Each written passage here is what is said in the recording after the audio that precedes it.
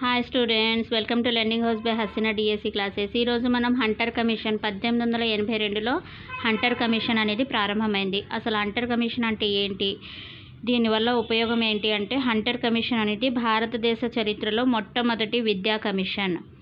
భారతదేశంలో మొట్టమొదటి విద్యా కమిషన్ ఏది అంటే హంటర్ కమిషన్ అన్నమాట. ఇది భారతదేశంలో ప్రాథమిక విద్యను అశ్రద్ధ చేసి ఉన్నత విద్యకు అధిక ప్రాధాన్యం ఇచ్చినట్లు భావించటం జరిగింది. ఈ చట్టం యొక్క ఉద్దేశం ఏంటి అంటే, భారతదేశంలో ప్రాథమిక విద్యను అశ్రద్ధ చేసి ఉన్నత విద్యకు అధిక ప్రాధాన్యం ఇచ్చినట్లు భావించటం జరిగిందనమాట. ఈ వుడ్స్ డిస్పాచ్ నివేదికను ప్రభుత్వం అమలు చేయలేదు. అంటే ఈ వుడ్స్ ఏమని చెప్పింది, ఈ ప్రాథమిక విద్య అనేది అవసరం లేదు, అధిక ప్రాధాన్యత దేనికి ఇచ్చింది, ఉన్నత విద్య అంటే విశ్వవిద్యాలయాల్లో మాస్టర్ డిగ్రీస్ పట్టాలు పట్టిన వాళ్ళకి మాత్రమే అధిక ప్రాధాన్యత అనేది ఇవ్వటం జరిగిందనమాట. ఇలా ఇవ్వటం వల్ల ఈ చట్టం అనేది ప్రభుత్వంలో అమలు చేయలేదు. ఈ నివేదికను అంటే వుడ్స్ డిస్పాచ్ యొక్క ఈ నివేదికను ప్రభుత్వంలో అమలు చేయలేదన్నమాట. భారతదేశంలో మిషనరీల ఆందోళనలు ఫలించకపోవడంతో general council of India education 1878 అనే సంస్థ లండన్లో ప్రారంభమైంది.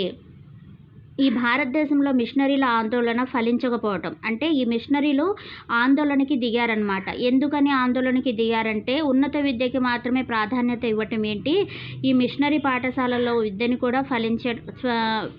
కూడా ప్రోత్సహించాలి అని చెప్పడం జరిగింది. ఇది ఫలించలేదు. ఈ ఆందోళనలు అనేవి ఫలించకపోవడంతో general council of India education అనే సంస్థ లండన్లో ప్రారంభమైంది. దీనికి తగ్గట్టుగా general council of India education అనే సంస్థని లండన్లో ప్రారంభం చేశారనమాట. లండన్ కౌన్సిల్లోని ఆందోళనల వల్ల మొదటి ఇండియన్ ఎడ్యుకేషన్ కమిషన్ ఫిబ్రవరి 3, 1882 సర్ విలియం హంటర్ అధ్యక్షతన 20 మంది సభ్యులతో లార్డ్ రిప్పన్ నియమించాడు. ఇక్కడ ఈ లండన్ కౌన్సిల్లో ఆందోళన వల్ల మొదటి ఇండియన్ ఎడ్యుకేషన్ సిస్టమ్ అనేది ప్రారంభమైంది. ఈ మొదటి ఇండియన్ ఎడ్యుకేషన్ సిస్టమ్ అనేది హంటర్ కమిషన్ అని చెప్పాను కదా. ఇది ఎంతమంది సభ్యులతో ప్రారంభమైంది అంటే 20 మంది సభ్యులతో లార్డ్ రిప్పన్ నియమించాడనమాట. ఈ సర్ విలియం హంటర్ అధ్యక్షతన అంటే తను అధ్యక్షుడుగా ఉంటాడు. హంటర్ అనే అతను అధ్యక్షుడుగా ఉండి 20 మంది సభ్యులతో లార్డ్ రిప్పన్ ఈ సంస్థని హంటర్ కమిషన్ని నియమించాడు. అప్పటి నుండి దానిని హంటర్ కమిషన్గా భావించారు. ప్రస్తుత దేశ పరిస్థితుల్లో ప్రజలకు ప్రాథమిక విద్యను అందించేందుకు, విస్తరణకు, విద్యా విధానాన్ని అభివృద్ధి పరిచేందుకు రాష్ట్ర ప్రయత్నాలు జరగాలని సిఫారసు చేసింది. అంటే ఎలాంటి ప్రాథమిక విద్య అందించేందుకు అంటే, ముందే ప్రాథమిక విద్య అందించిన ప్రస్తుత పరిస్థితుల్లో ప్రజలకు ప్రాథమిక విద్యను అందించేందుకు అన్నాడు. అంటే ముందు నుంచి విద్య అనేది అందరికీ అందజేయాలి అనేది ఒక కాన్సెప్ట్ కదా. దీంట్లో అన్ని విద్యా సంస్థల్లో విద్య అనేది అందుబాటులోకి తీసుకురావాలి, అన్ని రాష్ట్రాల్లో విద్య అనేది అందుబాటులోకి తీసుకురావాలి. అలాగే విశ్వవిద్యాలయాల్లో కూడా విద్యను అందించాలి. విస్తరణ అనేది, విద్యా విధానం యొక్క అభివృద్ధి అనేది ఇంకా బాగా జరగాలి అని ఈ కమిషన్లో పేర్కొనడం జరిగింది. హంటర్ కమిషన్ భారతదేశ చరిత్రలో మొట్టమొదటి విద్యా కమిషన్. ఏ కమిషన్ మొట్టమొదటి విద్యా కమిషన్ అంటే హంటర్ కమిషన్. హంటర్ కమిషన్ యొక్క మెయిన్ సూచనలు ఏంటి అంటే, స్వదేశీ పాఠశాలలను ప్రోత్సహించాలి. అంటే స్వదేశాల నుంచి వచ్చిన వాళ్ళు ఇక్కడ పాఠశాలల్ని అభివృద్ధి చేసుకోవటానికి మనం వాళ్ళకి సహకరించాలి. కొత్త పాఠశాలలు, ఇప్పుడు ఇంగ్లాండ్ భాషనే మాట్లాడతారు. వాళ్ళు వచ్చి ఇక్కడ పాఠశాలని పెట్టాలనుకున్నారనుకోండి, వాళ్ళ యొక్క భాష అనేది ఇక్కడ అభివృద్ధి చేయగలగాలి అనుకుంటే వాళ్ళని ఇక్కడ అభివృద్ధి చేయమని చెప్పాలన్నమాట. అలా మనం వాళ్ళని ప్రోత్సహించాలి. ఇలాంటి వీటి యాజమాన్యాన్ని భారతీయులు కూడా సభ్యులుగా ఉండే స్థానిక సంస్థలకు అప్పజెప్పాలి. ఇవన్నీ కూడా ఈ యాజమాన్యాన్ని భారతీయులు కూడా సభ్యులుగా ఉండి, అంటే ఆ సంస్థలో భారతీయులు కూడా కొంతమంది సభ్యులుగా ఉండి స్థానిక సంస్థలకు అప్పజెప్పాలి అని చెప్పడం జరిగింది ఈ హంటర్ కమిషన్. ఈ పాఠశాలలకు ప్రభుత్వం ఆర్థిక సహాయం చేయాలి. ప్రభుత్వం నుంచి మనకి నిధులు సేకరించుకోవాలి. ప్రభుత్వం అనేది మనకి కొంత నిధిని మనకి ప్రొవైడ్ చేయాలి, మనకి కొంత నిధిని ఇవ్వాలి అని ఇక్కడ చెప్పడం జరిగింది ఈ హంటర్ కమిషన్లో. ఏ సంస్థలకి ఇవ్వాలి అని చెప్పింది, ప్రైవేట్ సంస్థలకి. స్వదేశీ పాఠశాలను ప్రోత్సహించాలి. స్వదేశీ పాఠశాలలో ఉన్న పాఠశాలను ఇక్కడ అభివృద్ధి చేయడానికి కొంత అమౌంట్ అనేది ప్రభుత్వం కూడా ప్రొవైడ్ చేయాలి అని ఈ హంటర్ కమిషన్లో చెప్పడం జరిగిందనమాట. నెక్స్ట్ వచ్చేసి మనకి ఇక్కడ ప్రాథమిక విద్యా నిర్వహణ బాధ్యతను కూడా స్థానిక సంస్థలే చేపట్టాలి. ప్రాథమిక విద్యా నిర్వహణ అంటే స్థానిక సంస్థలే అంటే ప్రాథమిక విద్యని కూడా వాళ్ళే బోధించేటట్లుగా చేయాలి అని చెప్పడం జరిగింది. ప్రజా అవసరాలకు అనుగుణమైన పాఠ్య ప్రణాళికను తయారు చేయాలి. ప్రజా అవసరాలకు అనుగుణమైన పాఠ్య ప్రణాళిక అంటే ప్రజలు దేంట్లో ఎక్కువగా ఆసక్తి చూపుతున్నారు, వాళ్ళ జీవన విధానానికి తగ్గట్టుగా విద్యని అందించాలి అని చెప్పడం జరిగింది. ఈ ప్రణాళికకు అనుగుణంగా బోధించేందుకు ఉపాధ్యాయులకు శిక్షణనివ్వాలి. ఇలాంటి పాఠ్య ప్రణాళికను తయారు చేసిన తర్వాత ఈ ప్రణాళికను బోధించడానికి ఉపాధ్యాయులకు శిక్షణనివ్వాలి. ప్రాథమిక పాఠశాలలో బోధనా భాషగా మాతృభాషనే ఉండాలి. మాతృభాష అంటే ఏ స్టేట్లో వాళ్ళు ఆ స్టేట్ మాతృభాషని మాట్లాడతారు కదా, తమిళం, హిందీ, ఇంగ్లీష్, మలయాళం, తెలుగు, ఉర్దూ ఆ లాంగ్వేజ్లోనే వాళ్ళకి భాషని బోధన అనేది జరగాలి. అంటే వాళ్ళని ఎక్స్ప్లెనేషన్ అనేది ఆ భాషలోనే చేయాలి. మాధ్యమిక స్థాయి విద్యా నిర్వహణ బాధ్యత నుండి ప్రభుత్వం నెమ్మదిగా తప్పుకోవాలి. అంటే ప్రభుత్వం మాధ్యమిక విద్యా స్థాయి నుండి అంటే pre primary, primary, upper primary అంటారు కదా, మాధ్యమిక అంటే ప్రైమరీ స్థాయి నుంచి తప్పుకోవాలి ప్రభుత్వం. ఈ బాధ్యతను ప్రైవేట్ సంస్థలకు విడిచిపెట్టి ప్రభుత్వం వాటికి ఆర్థిక సహాయం చేయాలి. అంటే ఈ బాధ్యతలన్నీ కూడా ప్రైవేట్ సంస్థలకి అప్పజెప్పేయాలి. ఈ ప్రైవేట్ సంస్థలకి అప్పజెప్పిన తర్వాత ప్రభుత్వం కొంత సహాయం అనేది చేయాలి. ఎవరికి? ఆ ప్రైవేట్ సంస్థలకి కొంత సహాయం అనేది ప్రభుత్వం చేయాలి అని ఈ కమిషన్లో పేర్కొనటం జరిగింది. ఉన్నత విద్యా నిర్వహణ బాధ్యత నుంచి కూడా ప్రభుత్వం తప్పుకోవాలి. ఉన్నత విద్య అంటే విశ్వవిద్యాలయాల్లో బోధించే వాళ్ళని నిర్వహణ, వాళ్ళ యొక్క కార్యకలాపాలు, ఉన్నత విద్యా విధానాన్ని ఏది చేశారు, ఉన్నత విద్యా విధానాన్ని డెవలప్ చేసిన వాళ్ళ బాధ్యత అనేది కూడా ప్రైవేట్ సంస్థలకే అప్పచెప్పాలి. ప్రభుత్వం నుంచి ఎలాంటి సహాయం ఒకటి అందుద్ది, నిధులు అందుతాయి, కానీ వాళ్ళు నిర్వహణ కార్యక్రమాలను చేయకూడదు అని చెప్పడం జరిగింది. అంటే వాళ్ళు మెయింటెనెన్స్ అనేది ప్రభుత్వం చేయకూడదు. కళాశాలల నిర్వహణ బాధ్యతలను పూర్తిగా విశ్వవిద్యాలయాలకు అప్పజెప్పేయాలి. తర్వాత అయితే ప్రభుత్వం కళాశాలలకు సహాయక విరాళాలను ఇచ్చి ప్రోత్సహించాలి. కానీ ప్రభుత్వం మా కళాశాలలకి నిధులను ఇవ్వాలి. కళాశాలలకి ఏమి ఇవ్వాలి?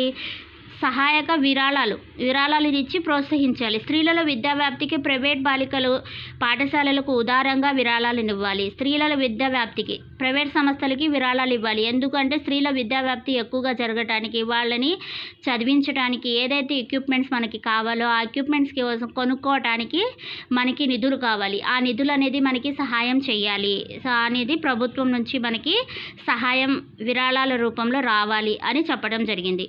స్త్రీ విద్యా వ్యాప్తికి సలహానిచ్చేందుకు ప్రత్యేక పర్యవేక్షణ కార్యాలయాన్ని ఏర్పాటు చేయాలి. ఉపాధ్యాయ శిక్షణ సంస్థలను స్థాపించి శిక్షణ పొందిన ఉపాధ్యాయులనే పాఠశాలలో నియమించాలి. అంటే శిక్షణ సంస్థలని స్థాపించాలి. ఈ శిక్షణ సంస్థలను స్థాపించిన తర్వాత ఉపాధ్యాయులనే పాఠశాలలో నియమించాలి. ఎవరైతే ఇప్పుడు మనకి వర్క్షాప్స్ ఉంటాయి, టీచర్స్ ఉన్నారనుకోండి, టీచర్స్కి ఏముంటాయంటే ఇప్పుడు ప్రజెంట్ ఇప్పుడు ఎవరైనా ఇంటర్వ్యూకి వెళ్ళి జాయిన్ అయిన తర్వాత వాళ్ళకి ఆ స్కూల్ వాళ్ళు ఆ యాజమాన్యం ఏం చేస్తుందంటే వర్క్షాప్ పెడుతుంది. ఆ వర్క్షాప్లో ఎవరైతే క్వాలిఫై అవుతారో ఆ వర్క్షాప్లో వాళ్ళకి ట్రైన్ చేస్తారనమాట. పిల్లల్ని ఇలా బోధించాలి, ఇలా చెప్పాలి అని. అదంతా అయిపోయిన తర్వాత వాళ్ళని శిక్షణకి పంపిస్తారు. అంటే తరగతి గదిలో బోధించడానికి పంపిస్తారు. అలా శిక్షణ ఇవ్వాలి అని చెప్పటం జరిగింది. ఇక్కడ భారతీయ విశ్వవిద్యాలయాల కమిషన్ 1902. అసలు ఈ కమిషన్ యొక్క మెయిన్ ఉద్దేశం ఏంటి? ఈ కమిషన్ ఎలా ప్రారంభమైంది అంటే ఇక్కడ చూడండి, టెక్స్ట్ బుక్లో ఎలా ఉంది అంటే భారతీయ విశ్వవిద్యాలయాల కమిషన్ 1902 లార్డ్ కర్జన్ 1899 కాలంలో ప్రాథమిక విద్యకు ప్రాధాన్యత లభించింది. ప్రాథమిక విద్యకు ప్రాధాన్యత లభించింది ఎక్కడ అంటే ఈ 1899 కాలంలో ప్రైమరీ విద్య, అలాగే ప్రీ ప్రైమరీ, అప్పర్ ప్రైమరీ ఎలాగైతే విద్యా విధానాలు అనేవి డివైడ్ అయినాయో దీంట్లో ప్రాథమిక విద్యకు ప్రాధాన్యత అనేది లభించిందనమాట. భారతీయ విద్య ఆధునిక దృక్పథాన్ని సంతరించుకుంది. భారతీయ విద్య అనేది ఒక ప్రత్యేక స్థానాన్ని సంపాదించింది. కర్జన్ ఇందుకు ఎంతో కృషి చేశాడు. ఈ కర్జన్ ఏం చేశాడంట? చాలా కృషి చేశాడు. ఎందుకు అంటే ఒక భారతీయ విద్య అనేది డెవలప్ అవ్వాలి అని ఈ కర్జన్ చాలా కృషి చేశాడు. 1897 నుంచి 1902 వరకు గల మధ్యకాలంను ఏ కాలం క్రింద పేర్కొనటం జరిగింది అంటే నిశ్శబ్ద కాలం. ఈ బిట్ రావచ్చు. 1897 నుంచి 1902 వరకు గల మధ్యకాలంను ఏ కాలం క్రింద పేర్కొనటం జరిగింది? నిశ్శబ్ద కాలం. ఇక్కడ ఇది ఏ ఇయర్ వచ్చింది? 1899. 1899 సంవత్సరంలో భారతదేశ గవర్నర్ జనరల్గా లార్డ్ కర్జన్ను నియమించబడ్డారు. లార్డ్ కర్జన్ భారతదేశ గవర్నర్ జనరల్గా నియమించబడ్డాడు. ఏ సంవత్సరంలో నియమించబడ్డాడంటే 1899 సంవత్సరంలో. 1897 నుంచి 1902 వరకు గల మధ్యకాలంలో భయంకరమైన ప్లేగు వ్యాధి వ్యాప్తితో భారతదేశం అంతటా విద్యార్థుల సంఖ్య తగ్గిపోయింది. అందుకే ఈ కాలాన్ని నిశ్శబ్ద కాలం అన్నారు. అసలు ఈ నిశ్శబ్ద కాలం అని ఎందుకు అనడం జరిగింది అంటే ఆ కాలంలో చాలామందికి ప్లేగు వ్యాధి అనేది వచ్చిందనమాట. విద్యార్థుల సంఖ్య అనేది విద్యార్థులకి పిల్లలకి ప్లేగు వ్యాధి రావటం వల్ల వాళ్ళ యొక్క విద్యార్థుల యొక్క సంఖ్య అనేది తగ్గిపోయింది. అసలు విశ్వవిద్యాలయాల కమిషన్ను ఎందుకు నియమించారు? విశ్వవిద్యాలయ కమిషన్ ఎందుకు నియమించారంటే 1902లో విశ్వవిద్యాలయాల్లో విద్యా విజ్ఞాన సముపార్జనతో పాటు శిల నిర్మాణం జరిగే విద్యా సంస్థలుగా రూపొందించాలనే ఆశయంతో అప్పటి విశ్వవిద్యాలయాల పరిస్థితులను విశ్లేషించి తగిన విధానాన్ని సూచించడానికి విశ్వవిద్యాలయ కమిషన్ను నియమించారు. విశ్వవిద్యాలయ కమిషన్ ఎందుకు నియమించారంటే విద్యా సంస్థలు రూపొందించడానికి, విద్యా సంస్థలు అనేవి బాగా డెవలప్ చేయడానికి, ఎక్కువగా విద్య అనేది స్ప్రెడ్ అవ్వడానికి, చాలా కాస్ట్లీ విద్య ఇంగ్లీష్ విద్యా విధానం మీద పట్టు ఎలా సాధించాలో అలాగే ఇక్కడ కూడా విద్యా విధానం అనేది డెవలప్ అవ్వాలి అని విజ్ఞాన సముపార్జనతో, విజ్ఞానం అంటే ఎక్కువగా నాలెడ్జ్ని ప్రొవైడ్ చేయాలి అని ఈ విశ్వవిద్యాలయ కమిషన్ అనేవి ప్రారంభమైనవి. ఈ కమిషన్ ప్రభావం వల్ల విశ్వవిద్యాలయాలకు సెకండరీ విద్యపై ఆధిపత్యం వచ్చింది.